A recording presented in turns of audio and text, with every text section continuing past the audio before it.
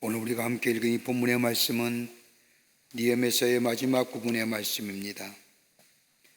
느헤미야는 자기 조국인 이스라엘이 해방된 지 140년의 시간이 지났음에도 불구하고 회복되지 못한 이스라엘 공동체를 바라보면서 당시에 바사 왕이었던 아닥사스다 왕의 허락을 받아 무려 1200km의 길을 걸어 이스라엘로 돌아옵니다.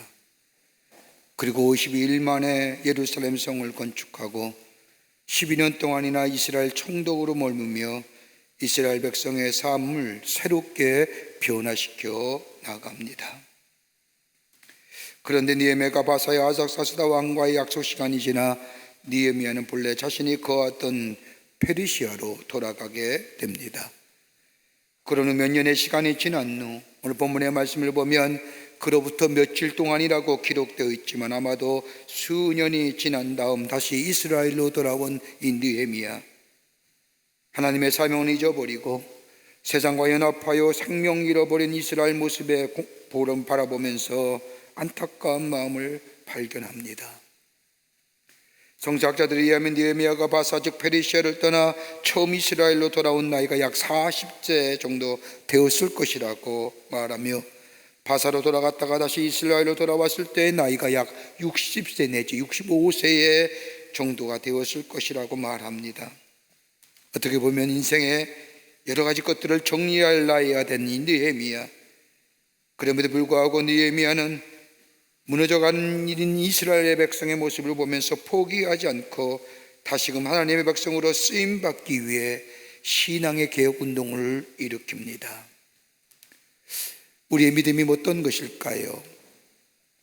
믿음은 그 자리에 머물러 있는 것이 아닙니다.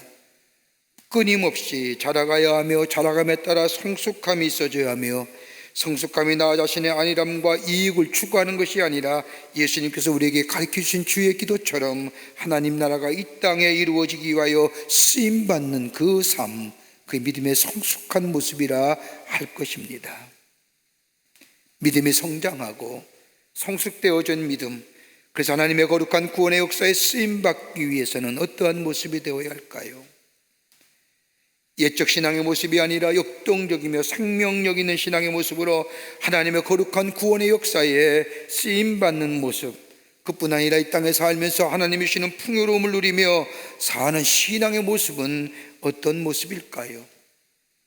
2021년 한 해를 시작하며 우리 교회는 비범한 신앙으로 풍요로운 삶을 창조하자는 표를 가지고 올해 안에 주의 주시는 귀한 역사를 이루어가야 되는데, 어떤 신앙의 주인공이 풍요로움의 역사를 누리며 나뿐 아니라 다른 사람에게 그 풍요로움을 나눌 수 있는 선한 영향력의 주인공 될 수 있을까요? 오늘 본문의 말씀은 그런 의미에서 우리에게 귀한 교훈과 더불어 영적인 도전을 주십니다. 그 첫 번째가 뭐냐? 다름이 아니라 하나님의 거룩성이 회복되어야 한다고 말합니다. 하나님의 거룩성이 회복되어야 됩니다. 느헤미야의 개혁의 운동의 시작은 다름이 아니라 말씀의 회복 운동이었습니다. 다시금 이스라엘로 돌아온 느헤미야, 그는 이스라엘 공동체가 하나님의 거룩한 역사에 쓰임받기 위해서는 다름이 아니라 하나님의 말씀의 회복이 있어야 된다고 얘기합니다. 제도나 사회 구조의 변화가 아니라 하나님의 말씀의 회복이야말로 하나님의 백성이 새롭게 되리라는 길이라는 것을 알게 합니다. 그래서 느헤미야 13장 말씀을 보면 느헤미야가 이스라엘 백성에 들려줬던 하나님의 말씀은 자신의 철학이나 경험이나 이데올로기나 사회적 분석이나 역사적인 사실을 말한 것이 아니라 하나님의 말씀이 전파되고 그 말씀이 저들의 삶 가운데 깊게 스며들게 하였습니다. 하나님의 구원을 여는 구원 공동체로서 온전하게 쓰임받는 것은 다름이 아니라 하나님의 말씀의 회복만이 가능하다고 생각했기 때문입니다. 여러분, 우리의 인생의 여정 가만히 보십시오. 우리의 인생의 여정 가운데 선택과 결단의 연속이라도 가온이 아닙니다. 긴장관계 속에 삽니다. 우리의 인생의 선택과 결단은 어떻게 이루어지는 겁니까? 다름 아닌 우리가 가졌던 경험이나 우리의 지식이 우리의 선택과 결단의 기준점이 됩니다. 인생의 여정 가운데 때는 실패도 하고 성공도 하고 그로 인해 내 안에 성취감도 있고 좌절감도 있듯이 이것들이 모여서 내 인생의 기준점을 제공해주고 이 기준점이 내 인생의 선택과 결단을 하게끔 합니다. 그 이스라엘 백성의 삶, 바사에 돌아온 느헤미야는 하나님의 백성의 삶에서 하나님의 말씀으로부터 멀리 떨어져 있는 것을 안 이 느헤미야는 하나님의 말씀을 전함으로 인하여 저들을 깨우치고 돌이키게 합니다. 그 대표적인 일이 오늘 이 13장에 나오는 말씀입니다. 이스라엘 영적인 지도자는 제사장이 당시에 암몬 사람 도비야와의 친척 관계가 되면서 하나님의 성전 일부를 암몬 사람 도비야에게 내어주어 거주한 공간으로 삼게 합니다. 하나님의 임재를 상징하는 거룩한 성전에 저 이방의 사람, 하나님의 거룩한 총회에 들어오지 못할 사람인 도비야가 하나님의 성전에 떡하니 한 공간을 차지하며 거주하고 있었다는 겁니다. 당시에 거주했던 암몬 사람들과의 평화롭게 지내기 위해서 하나님의 성전의 일부를 내어준 겁니다. 하나님만을 의지하며 하나님의 인도하심을 받아야 할 이스라엘 백성들, 하나님의 도우심과 인도하심을 받기보다는 자신들의 이익 앞에서, 자신들의 안변전 앞에서 하나님을 멀리하는 불신앙의 모습을 본 이 느헤미야, 하나님의 말씀을 들려줌으로 인해서 저들을 인하여 돌이키게 합니다. 말씀의 회복입니다. 여호수아 3장의 말씀을 보면 모세가 죽은 후에 여호수아 인도와 요단을 건너 가나안에 들어가는 장면이 나옵니다.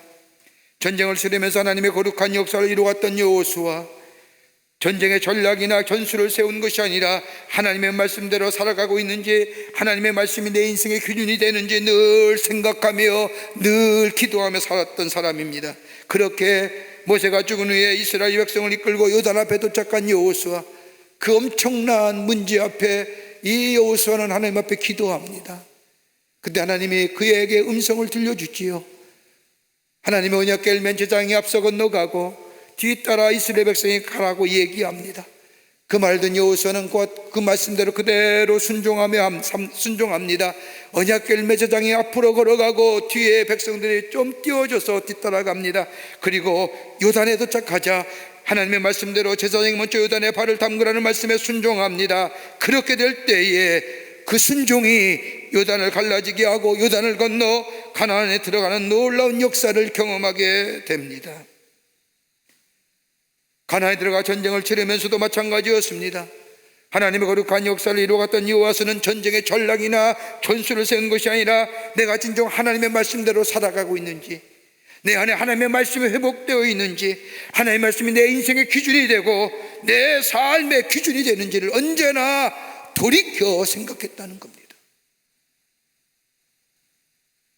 내 생각이 때는 내가 선택하는 것이 우선은 좋아 보일지 모르지만은 그것이 나로 하여금 깊은 수동을 이끈다는 것을 모르는 이스라엘 백성에게 느헤미야는 다름이 아니라 하나님의 말씀의 회복, 하나님으로 말씀에 돌아오는 것이, 거기에 마치 저 자신의 조상인 여호수아가 요단을 건너온 것처럼 가나안 땅에 들어가는 것처럼 하나님이 주시는 풍요로움의 역사가 경험되었던 것처럼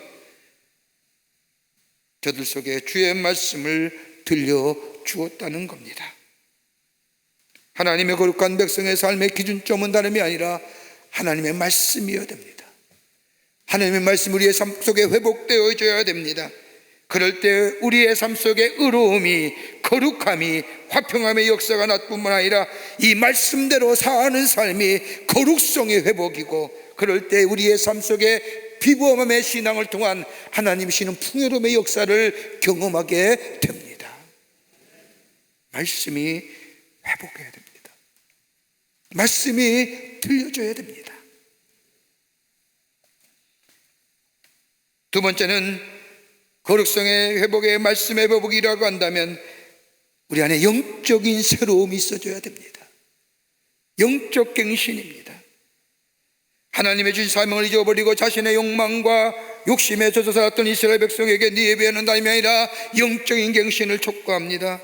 하나님의 말씀을 들려주며, 하나님의 말씀을 들려줄 뿐만 아니라 하나님의 말씀대로 살았을 때 하나님이 주셨던 축복을 누렸던 삶과 하나님의 말씀을 떠나 살았던 사람들의 저주의 삶을 저들에게 들려주면서 택하라 얘기합니다. 영적인 새로움, 영적인 갱신을 촉구합니다. 느헤미야가 하나님의 말씀을 전할 당시에 이스라엘 백성들은 가나안 땅의 원주민이었던 모압과 암몬 사람과 더불어 살아가던 때였습니다. 이러한 모습을 본 느헤미야, 하나님의 백성으로서의 구별된 삶이 무엇인가를 얘기합니다. 모압과 암몬 백성들과는 더불어 살아갈 수는 있지만 하나님의 백성들이 아닐 뿐만 아니라 거룩한 백성들의 총에 들어올 수 있는 자라는 것을 분명히 말합니다. 여러분, 모압과 암몬 자손이 어떤 사람들입니까? 이스라엘 백성들을 멸망시키기 위하여 발람이라는 선지자를 돈으로 매수하여 이스라엘 백성들을 멸망시키려고 한 족속입니다. 하나님이 막으셨지 않습니까? 이것도 안 되니까 이스라엘 백성들로 하여금 모압과 암몬 여인들과 음행하게 함으로 인하여 하나님께로부터 멀어지게 할 뿐만 아니라 심판을 받게 하여 이스라엘 백성들로 하여금 하나님께 약속하신 약속의 땅으로 가는 행진을 멈추게 했던 족속이 모압과 암몬 족속입니다. 지금으로 말하면 성령을 회방한 사람들, 하나님의 거룩한 역사에 방해했던 자입니다. 하나님의 거룩한 백성의 삶을 무너뜨렸던 족속, 하나님의 거룩함을 훼손시켜 하나님의 심판을 받아 멸망당하여야 할 족속들, 하나님의 거룩함을 훼손한 자들과 구별하여 살 것을 촉구합니다. 그러면서 이 느헤미야는 역사적 사실을 가지고 저들에게 얘기하지요. 느헤미야 13장 26절의 말씀을 보면 또 이르길 옛적에 이스라엘 왕 솔로몬이 일로 범죄하지 아니하였느냐? 그는 많은 나라 중에 비길 왕이 없이 하나님의 사랑을 입은 자라. 하나님이 그를 왕으로 삼아 온 이스라엘을 다스리게 하셨으나 이방 여인이 그를 범죄케 하였으니, 하나님의 능력과 하나님의 축복을 넘치도록 받았던 솔로몬, 그의 믿음이, 그의 거룩성이 그를 무너지게 했던 것은 그의 거룩성이, 그의 믿음이 무너졌기에 그가 무너졌다고 얘기합니다. 이방 여인은 솔로몬의 생활 속에 들어오기 시작하면서 그의 생각이 바뀌게 되었고 삶의 기준점을 바꾸게 만들었고 선택을 다르게 만들었다는 겁니다.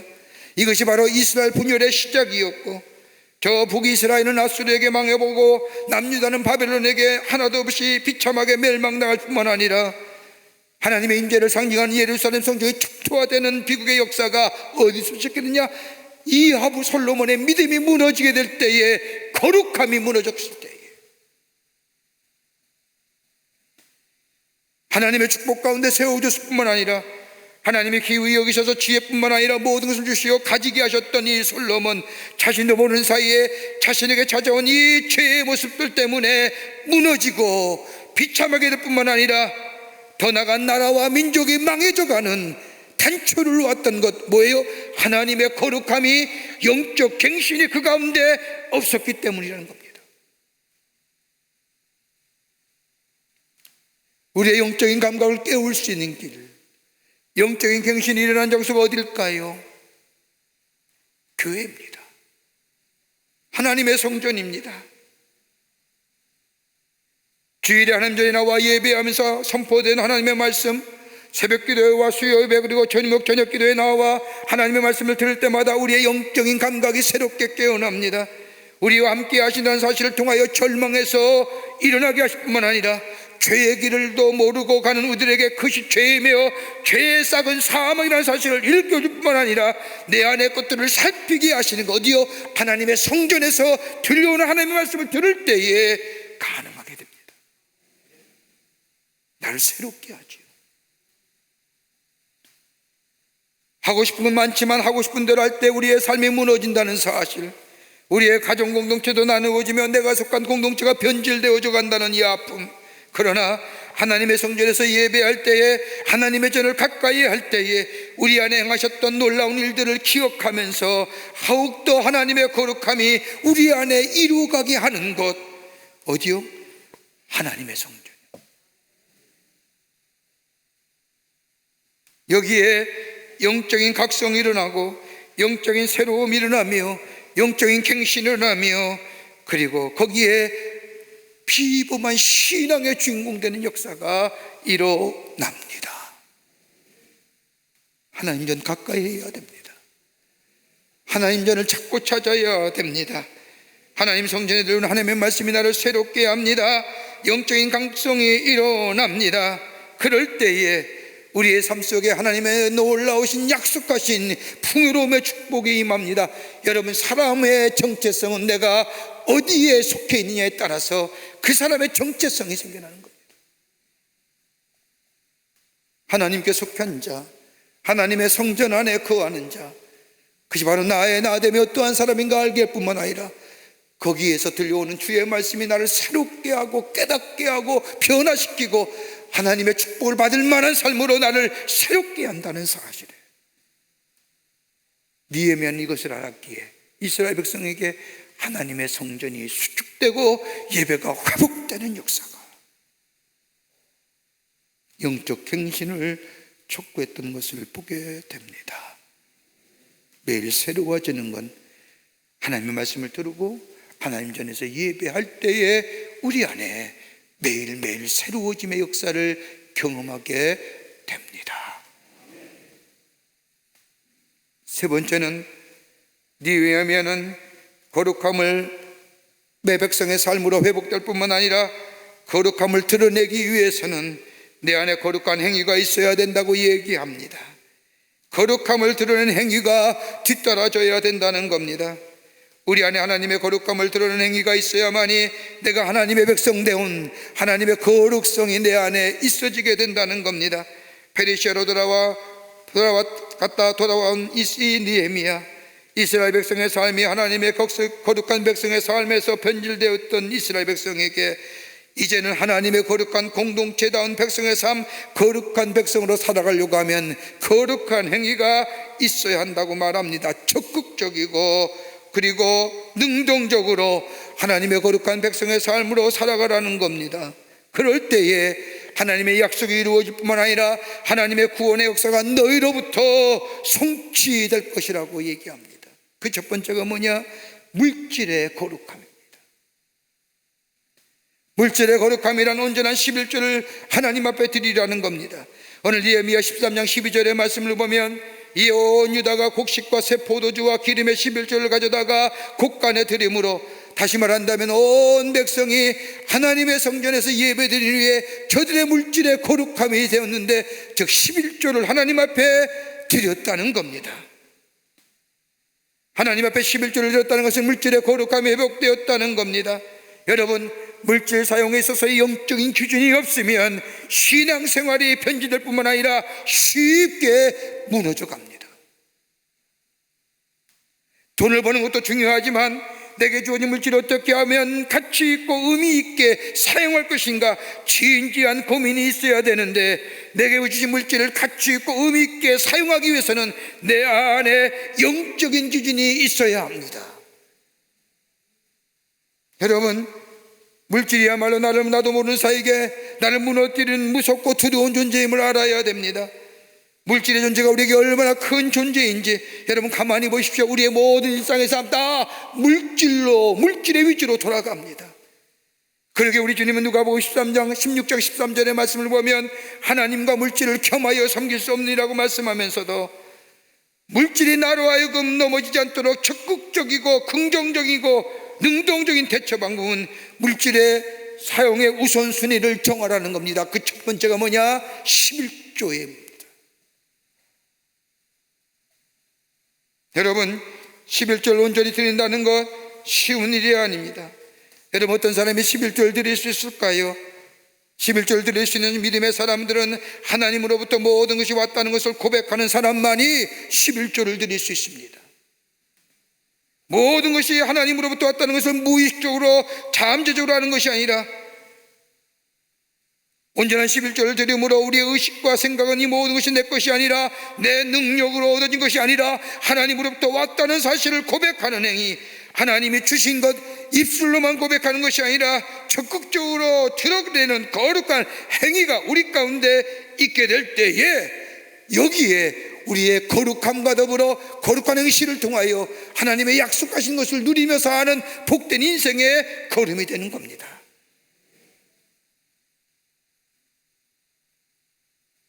여러분, 물질 사용에 대한 우선순위가 내 삶 가운데 구조적으로 잡혀있지 아니하면 그 물질이 나도 모르는 사이에 나를 무너뜨립니다. 여러분, 물질만큼이나 우리를 심하게 변화하는 것 없습니다. 그러게 우리의 수입의 10분의 1을 하나님께 드림으로 우리의 물질 또한 우리 모든 것들이 하나님으로부터 왔다는 의식을 갖게 될 때에 물질로 오는 유혹을 이길 뿐만 아니라 내 자신을 지킬 뿐만 아니라 하나님의 자녀답게 살아갈 뿐만 아니라 이로 인하여 하나님의 신 놀라운 축복을 경험하게 됩니다. 여러분, 말라기 3장 10절과 11절의 말씀을 보십시오.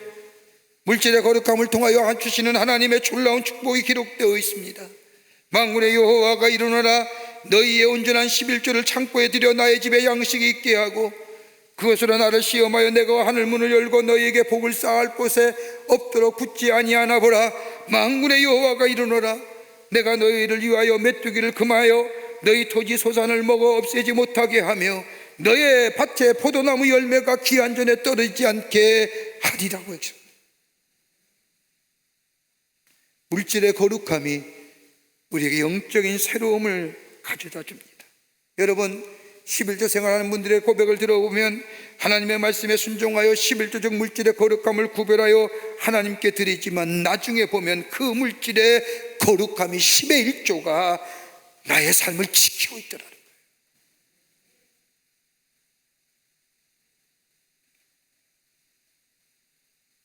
내가 11조 드리는 이 물질의 거룩함이 나중에 보니까 그것이 나를 지키고 있다는 거예요.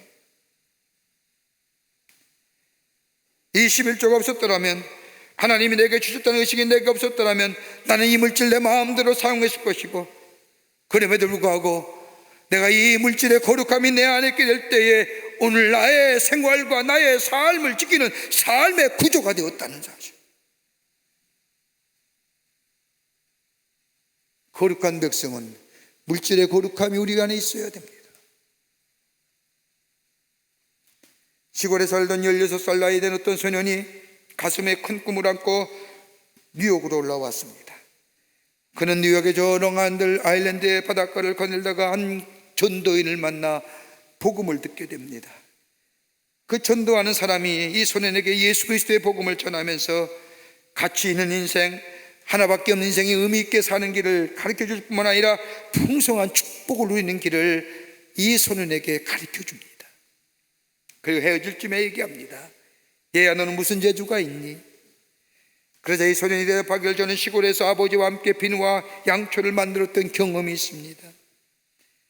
그러면 비누 만드는 공장에 취직하면 좋겠구나. 그리고 열심히 일해서 돈을 벌게 되면 하나님께서 너에게 복을 주시는 대로 11조를 드리거라. 만약 하나님이 너에게 계속 더 큰 축복을 주시거든 11조만 드리지 말고 10의 2조, 10의 3조, 10의 4조 그 이상까지 드려서 하나님을 위해 멋있는 삶을 살아보렴. 이 말 들이 소녀가, 아저씨 고맙습니다, 그렇게 해볼게요. 그리고 이 전도인은 이 소녀에게 축복 기도를 하고 떠났습니다. 그 후에 소녀는 비누 공장에 취직하여 열심히 일하여 돈을 벌기 시작합니다. 그리고 그 전도자의 말대로 꼬박꼬박 정성껏 물질을 성별하여 거룩함으로 11조를 드립니다. 그가 하는 일이 조금씩 잘 풀려나게 되어 조그만 비누 공장을 인수하게 되었고, 하나님의 계속적인 축복으로 그의 사업은 날로 번창하게 됩니다. 그의 사업은 이제 비누 공장뿐만 아니라 양초와 치약 만드는까지 공장으로 확장되어 갑니다. 이 손이 누구냐? 콜게이트 회사의 사장이었던 윌리엄 콜게이트입니다. 물질의 성별함, 물질의 거룩함, 하나님의 거룩한 백성에서의 말씀에 뿐만 아니라 매일매일 교회 안에서 들려오는 하나님의 말씀을 통하여 새롭게 된 영적인 경신일 뿐만 아니라 내 안에 물질의 거룩함이 있을 때에 구별되어 하나님의 말씀에 순종하는 물질의 거룩함 11조가 그의 마음속에 있을 때에 그의 삶이 주의 약속하신 대로, 말씀하신 대로 하나님의 놀라운 축복을 누리며 사는 거룩한 백성의 삶을 살 뿐만 아니라 선한 영향의 주인공 되었던 것을 보게 됩니다. 물질의 거룩함이 있어야 됩니다. 두 번째는 느헤미야는 또 얘기합니다. 시간의 거룩함입니다. 시간의 거룩성이 있어야 된다는 겁니다. 시간을 구별되어 거룩하게 하나님께 드리라고 느헤미야는 백성들에게 말합니다. 13장 11절의 말씀을 보면 하나님의 전이 어찌하여 버림받았느냐 하고 곧 레위 사람을 불러 모아 다시 제자리에 세웠다는 것. 레위 사람을 불러 모아 다시 제자리에 세웠다는 것은 하나님의 성전에서 하나님의 예배가 다시금 수축되고 회복되었다는 겁니다. 거룩한 시간이 회복된 겁니다. 우리는 여러분 시간 속에 살지 않습니까? 시간이 끝나면 모든 것이 끝납니다. 오늘 예배가 끝나면 예배가 끝난 겁니다. 내가 가진 것 아무리 좋은 것 내게 있다 할지라도 시간이 끝나면 나는 더 이상 그것에 아무런 의미와 소용이 없습니다. 그러기에 내게 주어진 이 시간을 어떻게 사용하느냐에 따라서 그 인생이 달라지고 그 미래가 결정지어진다고 해도 과언이 아닙니다. 우리의 시간은 두 가지의 종류의 시간이 있지 않습니까? 하나는 그냥 흘러가는 크로노스의 시간, 오늘이 지나면 내일이 다시 오고 한 해가 지나면 또 다른 해가 오는 그냥 흘러가는 물가처럼 그냥 흐름 속에 살아가는 시간, 이게 크로노스의 시간. 그러나 또 하나의 시간이 또 간다면 카이로스의 시간입니다. 한 번밖에 없는 영원성의 시간, 이 시간이 지금은 다시금 우리에게 돌아오지 못하는 시간, 그러기에 지금이야 시간이야말로 절대적이고 영원성을 가지는 시간, 오늘이 마지막이라고 생각하며 지나는 시간. 여러분, 성경 말씀을 보면 하나님이 우리가 마지막 때 하나님의 심판 자리에 섰을 때에 하나님 우리를 보는 심판의 기준이 무엇일까요? 얼마나 많이 교회 일을 봉사했느냐? 아닙니다. 얼마나 많이 헌신했느냐? 이것 가지고 우리의 심판의 기준이 삼는 게 아니라 너에게 주어진 이 시간을 어떻게 사용했느냐.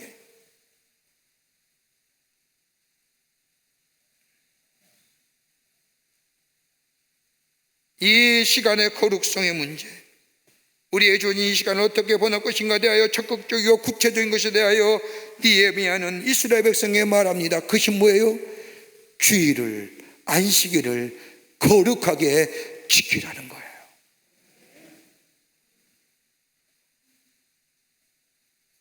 안식일을 구별되어 지킨다는 것은 시간의 주인 되신 하나님을 의식하며 산다는 겁니다. 안식일을 구별하여 지킨다는 것은 시간의 주인은 것은 내가 아니라 하나님이란 사실을 고백하는 겁니다.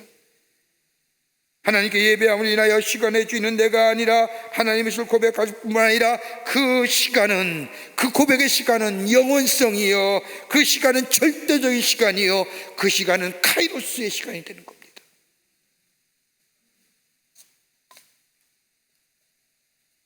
그러기에 하나님을 예배하는 시간, 이걸 구별된 시간입니다. 하나님께 드려진 예배, 주님과의 만남의 시간이요, 회복의 시간이요, 영적인 재충전의 시간이요, 예배할 때에 내 삶을 하나님의 말씀 앞에 노출시키며 하나님의 말씀이 내 삶을 이끌어갈 뿐만 아니라 하나님 말씀 앞에 내 삶을 결단한 이 예배 시간에 내 안에 치유가 일어나며 내 안에 회복이 일어나며 내 안에 새로움의 역사를 경험합니다. 하나님의 말씀 앞에 나를 노출시키고 하나님의 말씀이 나를 읽어가며 하나님의 말씀에 나를 새롭게 하지 않고는 내 생각과 내 기준, 내가 가진 이 철학과 경험과 이성의 틀에서 벗어날 수 없기에 그 결과는 자병하게 무너짐과 상처와 아픔뿐이기 때문입니다.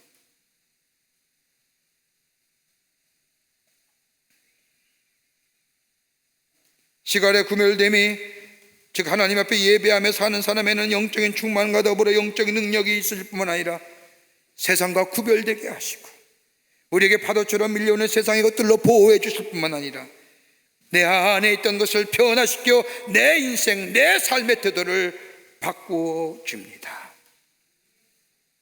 그렇게 예배는 나를 회복시키는 시간입니다. 나를 돌아보는 시간입니다. 나의 주권을 하나님께 내어드리는 시간이 예배의 시간입니다. 이거 거룩하게 지키라는 겁니다. 예배는 나가 죽는 겁니다. 여러분, 구약의 제사 방법을 가만히 보십시오. 죽은 제물은 하나님이 받지 않으십니다. 산 제물이 죽어지는 겁니다. 그럴 때 그 제사를 하나님이 받으신 것처럼 예배 드릴 때 내가 죽습니다. 내 안에 예수 그리스도가 새롭게 살아납니다. 내 삶의 기준이 다시금 새롭게 되는 시간이 바로 예배 시간입니다. 그러기에 느헤미야는 시간의 거룩성을 드리라고 얘기합니다. 시간이 거룩해져야 되는 시간, 예배를 소중히 여기는 삶, 물질의 거룩함과 더불어 시간의 거룩함과 더불어 이 니에면 또 하나의 것들을 요구합니다. 관계의 거룩성이 있어야 된다고 얘기합니다. 관계가 거룩해야 됩니다. 백성들에게 관계성의 문제를 얘기합니다. 여러분, 인생은, 우리 인간은 어떤 것과 더불어 관계 맺으며 사는 것이 우리의 인간입니다. 그러기에 누구와 관계하며 교제하며 살아가느냐, 이럴 때 생각이 달라지고 사고가 달라지고 더 나아가 우리의 민생이 달라집니다. 니에면 이것을 알았기에 이스라엘 백성들에게 관계의 거룩성을 회복하라는 겁니다. 하나님으로부터 떠나 있었던 것들, 하나님과의 관계, 그것이 회복될 뿐만 아니라 더 나아가 다른 사람과의 관계도 새롭게 결단하라는 겁니다. 그러면서 첫 번째로 행했던 일이 뭐냐? 이스라엘 백성들에게 이방 여인들인 모압과 암몬의 여인들이 있었습니다. 이방 여인들이 하나님의 백성인 이스라엘 백성들과 결혼하면서 저들이 가졌던 안목의 정력이나 이생의 자랑이나 육체의 욕심을 따라가는 것을 본 느헤미야 가혹하리만큼 모압과 암몬 여인을 쫓아냈을 뿐만 아니라 모압과 암몬 여인과 살고 있는 유대인조차도 쫓아버립니다. 더 나아가 성전의 한 구석에 자리 잡고 있던 저 암몬 사람 도미야의 집도 다 내쫓아버립니다. 관계성의 정리. 어떤 사업하는 분이 예수를 믿고 구원받았습니다. 예수를 믿은 후에 그 만났던 수많은 사람에게 카드 한 장을 보냈답니다. 그 카드의 내용은 뭐냐? 나 아무에게는 죽었다. 그거 보냈다는 거예요. 물었습니다. 어떻게 이런 카드를 보냈느냐? 그랬더니 그분 하는 말, 내가 예수 안에서 새로운 사람 되었는데, 새로운 관계성의 사람 되었는데 난 옛사람은 죽은 겁니다. 새로운 사람으로, 새로운 관계성의 사람으로 선포했다는 겁니다. 여러분, 성도는 거룩한 무리입니다. 성도는 거룩한 무리의 사람들이요, 성도와 성도의 관계는 거룩한 관계가 되어야 됩니다. 다름 아닌 교회는 말씀 중심의 공동체가 되며 하나님과의 거룩한 관계뿐만 아니라 말씀의 공동체 안에 거함으로 인하여 주님의 생각과 주님의 관점으로 변한 놀라운 역사가 이 안에, 이 교회란 공동체 안에 있어져야 됩니다. 그리고 믿음으로 격려하며 믿음으로 위로할 뿐만 아니라 주님의 사랑으로 보다주어 줄 수 있는 거룩한 관계성의 공동체가 되어야 합니다. 서로 비판하며 서로 질시하며 서로 질타하는 것이 아니라 저 세상의 사람과 구별되게 주님 우리를 사랑하듯이, 주님을 위로하듯이, 주님을 우리를 격려했듯이 우리 교회 공동체 안에서 만난 성도의 거룩한 무리들은 서로 격려하며 위로하며 세워주며 끌어주는 이 거룩한 관계성이 될 때에 이게 바로 거룩한 행위가 드러나는 것이고, 그 안에 하나님 백성으로서의 거룩한 삶을 살아가는 복된 인생이 됩니다. 한 신앙인의 간증입니다. 60대 초반이 되어 초반에 한 교회 집사님이십니다. 이분은 사업을 하느라 바빠서 50대가 되도록 결혼하지 못하고 사업에만 열중했습니다. 그런데 50대에 접어든 순간 자신의 마음속에 내 삶에 변화가 있으면 좋겠다라고 하는 마음이 들기 시작합니다. 그런데 일이 너무 바빠서 무슨 모임마다 혼자니까 중요한 역할을 다 감당하고, 그럼에도 불구하고 마음속에 좀 변화가 있었으면 좋겠는데 라고 하는 생각을 가지고 있을 때에 한 지인으로부터 한 여인을 소개받았습니다. 소개받은 여인을 보는 순간 마음이 끌려 저 여인과 함께 결혼했으면 좋겠다는 마음이 생겼습니다. 그래서 주일마다 모든 일 제쳐놓고 서울로 올라가 그 여인을 만나 데이트를 합니다. 이 여인과 결혼하고 싶은 마음이 있는데 문제는 이 여인이 마음의 문을 열지 않는 겁니다. 이유는 단 한 가지였습니다. 교회 나가지 않는다는 이유 때문입니다. 시간이 얼마 지난 내가 교회에 다닐 테니 결혼하자고 해도 이 여인이 거절합니다. 그 이유는 지금이야 당신이 교회 나간다고 하지만 결혼하면 안 나갈 것 같은데. 이 말에 이 사람이 교회를 다니기 시작합니다. 어느 정도의 시간이 지나 교회에 나가는 것을 안 이 여인이 결혼을 승낙합니다. 그리고 결혼합니다. 그런데 이 여인은 매일 새벽 기도에 나가는 겁니다. 결혼한 후 이 여인과 함께 할 수 없이 새벽 기도에 나갑니다. 그런 가운데 은혜를 받습니다. 변화되기 시작합니다. 그토록 많은 모임들 다 끊어버립니다. 그 많은 친구들과 다 만남 다 끊어버립니다. 그리고 교회의 충성스러운 일꾼으로 거듭납니다. 결혼한 지 6년 만에 아내와 함께 새벽 기도에 나갈 뿐만 아니라 교회의 충성스러운 일꾼으로 새롭게 변화하여 살아간다는 이야기입니다. 무엇이 이렇게 만들었을까요? 관계입니다. 거룩한 관계. 서로 위로하고 격려하며 붙잡아주며 보다듬어주며 세워주는 이 관계. 우리 또한 마찬가지입니다. 하나님의 거룩한 백성으로 세상을 이길 수 있는 다른 것이 아니라 거룩한 공동체 안에 거하며 서로 기도하며 서로 위로하며 격려하며 사랑으로 보다듬어 줄 때에 세상을 이길 수가 있습니다. 자신의 이익이나 사람을 이용하거나 자신의 유익함을 위하여 나와 함께 하나님의 백성으로서의 삶을 살아가는 사람을 이용하는 것이 아니라 할 수만 있다면 주의 말씀을 위로하고 격려하고 보다듬어 주며 선한 말하며 좋은 말하며 하나님의 말씀을 전해주는 이 거룩한 관계성의 주인공 되는 삶. 여러분, 비범한 신앙이라서 미스터리하고 이상한 신앙이 아니라 거룩한 백성으로서의 거룩한 행위가 내 안에 있어지게 될 때 이것이 비범한 신앙이요, 여기에 주님이 우리에게 주시는 풍요로움의 역사를 경험하는 하나님의 백성의 삶 되는 줄 믿습니다. 말씀이 회복되세요. 하나님의 전을 가까이 하세요. 내 안에 물질의 거룩함이, 시간의 거룩함이, 관계의 거룩함이 있어줘야 됩니다. 그럴 때에 신명기 26장 11절의 말씀을 보면 내 하나님 여호와께서 너와 내 집에 주신 복은 복으로 말미암아 너는 레인과 너희 가운데 거하는 객과 함께 즐거워할지니라.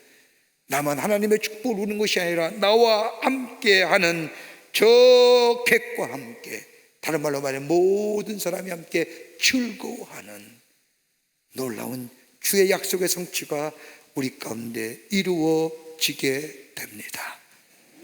이런 비범한 신앙의 주인공 되어 하나님이 주시는 풍요로움의 축복을 누리며 함께 나누며 사는 세상의 빛된 존재로서의 선한 영향력을 끼치며 살아가는 여러분과 저와 되기를 주의 이름으로 축원합니다. 하나님 감사합니다.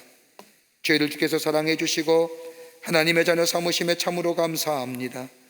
올해 안에는 우리가 비범한 신앙의 주인공 되어 하나님 주시는 풍요로움의 삶을 누리게 하여 주시고 이그룹으로 나와 함께 거하는 모든 객들에게 전하며 나누어주는 그 땅에 하나님 나라를 놓아가는 저희들 되게 하여 주시옵소서.